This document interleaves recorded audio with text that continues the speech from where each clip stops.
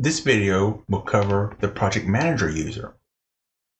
As I noted in the employee user creation video, I'm not going to go too in depth on this because if you've already watched subscription administrator and business user videos, the process is the same.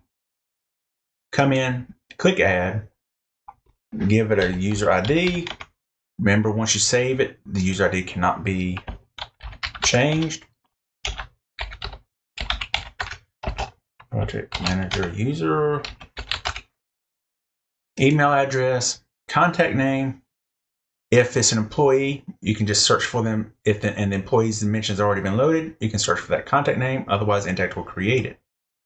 You'll come down here, choose your project manager user type. Administration privileges go away. You can disable collaborate.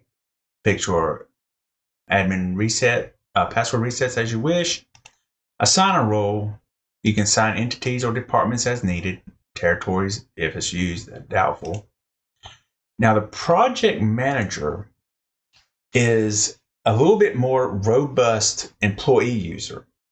You only get the project manager user type if you have already subscribed to projects, which if you're in construction, you have the projects module.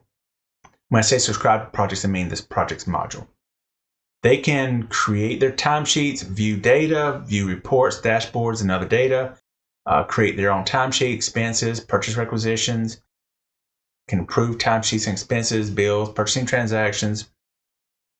They also have access to the projects and cost codes. They can create projects and cost codes, as well as and edit the same, as well as their timesheets, staff timesheets, and their expenses and purchase requisitions. They can also approve timesheets and expenses with some limitations and purchasing transactions. So a little bit more useful, especially on a job site where you have a project manager. This role could come in very useful. Again, they're all role-based permissions, so you'd have to create a role for them and give them specific permissions that could limit some of what they can do based on what permissions you give them.